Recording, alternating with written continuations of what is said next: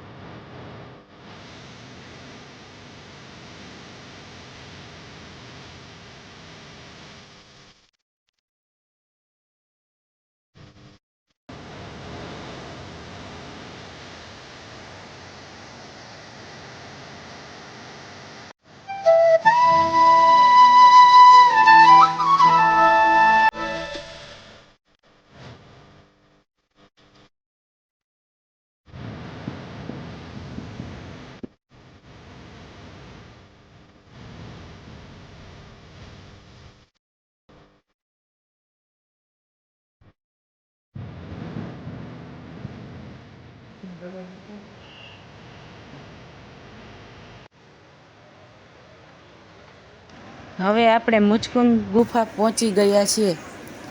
મુચકુંદ ગુફા વિશે તમને કહું તો 5200 વર્ષ જૂનું પ્રાચીન ઐતિહાસિક સ્વયં ભગવાન શ્રી કૃષ્ણ દ્વારા સ્થાપિત નીલકંઠ મહાદેવનું મંદિર છે. જૂનાગઢમાં આવેલી રહસ્યમય મુચકુંદ ગુફા, જ્યાં છુપાયેલ છે ભગવાન રણછોડ શ્રી કૃષ્ણ, મહારાજા મુચકુંદ અને અજય કાલયવન રાક્ષસના વધનો ભેદ. સંતો અને સુરાની ભૂમિ એટલે રૂડું સોરઠ. એ સોરઠનું અતિ પૌરાણિક નગર એવું જૂનાળું એટલે જૂનાગઢ. અને જૂનાગઢને યાદ કરતાં જ યાદ આવે મા અંબા અને ભગવાન ગુરુદત્ત, જેના શિખરો શોભાવી રહ્યા છે એવો ગરવો ગઢ ગિરનાર. તેની સામે ગુગળમાં લોબાનની ભળી રહ્યો હોય એવી પ્રતીતિ કરાવતો ગરવો દાતાર, જેના શિખર પર બિરાજે છે જમિયલસા પીર દાતાર. હિન્દુ ધર્મની શૈવ, શાક્ત અને વૈષ્ણવ પરંપરા તેમજ ઇસ્લામ અને જૈન ધર્મના સંગમ સમી આ સોરઠી ધરા પોતાનામાં કંઈક રહસ્યો સમાવીને બેઠી છે. જેમાંની એક કથા છે આ મુચકુંદ ગુફાની, કે જ્યાં યાદવેન્દ્ર ભગવાન શ્રી કૃષ્ણએ પોતાના અજોડ બુદ્ધિ ચાતુર્યથી અજય કાલિયવન રાક્ષસને અપાવ્યું હતું નિર્વાણ, અને મહારાજા મુચકુંદને આપ્યું હતું ભક્તિનું વરદાન. કથા આ પ્રમાણે છે. ઋષિ શેષીરાયણ ત્રિગત રાજ્યના કુલગુરુ હતા, અને તેઓ એક અનુષ્ઠાન કરી રહ્યા હતા જેથી તેમને 12 વર્ષ બ્રહ્મચર્યનું પાલન કરવાનું હતું. કોઈએ તેમને નપુસંગ છો એવું કહેતા તેમને લાગી આવ્યું, અને તેમણે ભગવાન મહાદેવની તપસ્યા કરી. અને મહાદેવ પ્રસન્ન થતાં તેમણે મહાદેવ પાસે એક એવા પુત્રનું વરદાન માગ્યું કે જે અજેય હોય, કોઈ તેને હરાવી ના શકે, અને બધા શસ્ત્રો તેની સામે નિસ્તેજ થઈ જાય, જેથી કોઈ પણ તેમનો સામનો ના કરી શકે. ભગવાન મહાદેવે તથાસ્તુ કહ્યું, અને અપ્સરા રંભાથી ઋષિ શેષીરાયણ અને એક બાળકનો જન્મ થયો. યવન રાજ્યના મહારાજ કાલજંગ કે કોઈ સંતાન ન હોવાથી તેમણે ઋષિ શેષીરાયણ પાસે આ બાળકની માંગણી કરી, અને ઋષિ શેષીરાયણ આ બાળકને તેમને આપી દીધું. ત્યારથી આ બાળકનું નામ પડ્યું કાલયવન, અને યવન રાજ્યનો રાજા બન્યો. મહાદેવના વરદાનથી સુરક્ષિત અજય કાલયવનને કોઈ હરાવી નહોતું શકતું, જેથી તેને અનિષ્ટતા અને દુરાચાર વધતો જતો હતો. એકવાર કાલયવનને નારદજીને પૂછ્યું કે કોની સાથે યુદ્ધ કરે જે પોતાના સમાન વીર હોય. ત્યારે નારદજીએ કાલયવનને યદુકુળ મણી ભગવાન શ્રી કૃષ્ણ સાથે યુદ્ધ કરવાનું કહી તેનો અંત નિશ્ચિત કરી દીધો.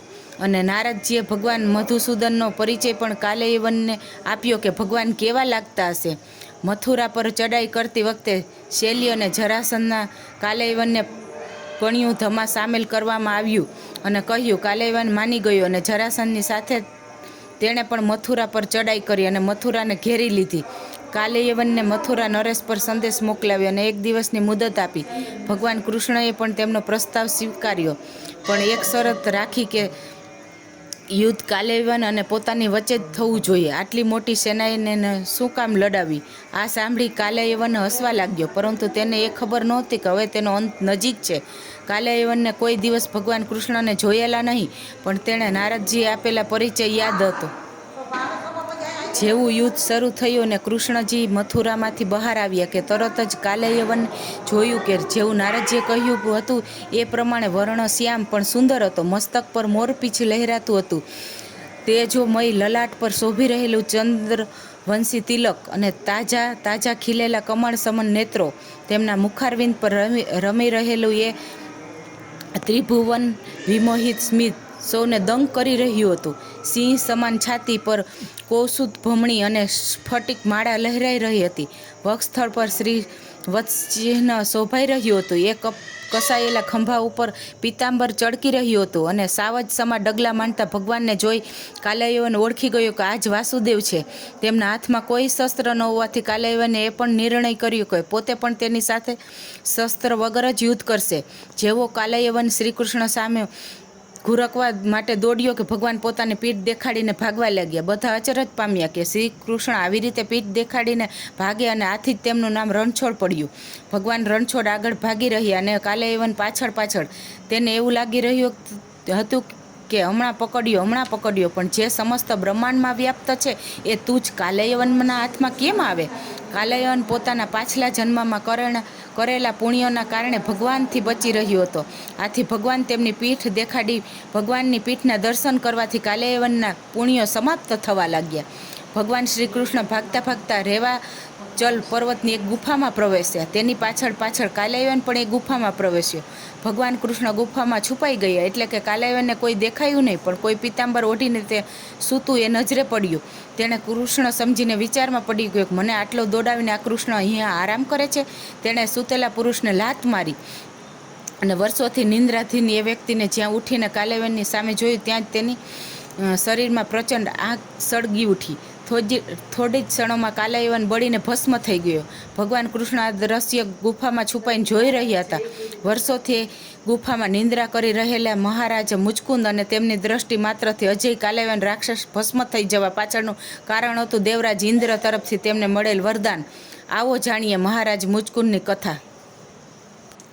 મહારાજા મુચકુંદ ઈક્ષ્વાકુ વંશી મહારાજા માંધાતાના પુત્ર હતા અને ભગવાન રામચંદ્રના તેઓ પૂર્વજ હતા. દેવતાઓ પણ રાક્ષસો સામે યુદ્ધ કરવા માટે મહાપરાક્રમી અને સંગ્રામ વિજય મહારાજા મુચકુંદની સહાય લેતા. એકવાર રાક્ષસોથી ભયભીત થઈને દેવતાઓએ મહારાજા મુચકુંદને રાક્ષસો સામે યુદ્ધમાં સહાય કરવા પ્રાર્થના કરી. મહારાજા મુચકુંદ દેવતાઓ સાથે રાક્ષસો સામે યુદ્ધ કરવા લાગ્યા. આ યુદ્ધ સદીઓ સુધી ચાલ્યું. ત્યારબાદ કાર્તિકેયના રૂપમાં એક સમર્થ સેનાપતિ મળવાથી દેવતાઓએ મહારાજા મુચકુંદને અરજ કરી કે હે મહારાજ, આપ સદીઓથી અહીં યુદ્ધમાં સહાય કરી રહ્યા છો. આપના કુટુંબનું પણ કાળના પ્રભાવમાં નષ્ટ થઈ ચૂક્યો છે. આપ હવે વિદાય લો. દેવરાજ ઇન્દ્રએ મહારાજા મુચકુંદને કહ્યું કે માગો મહારાજ, આપને શું ઈચ્છો છો?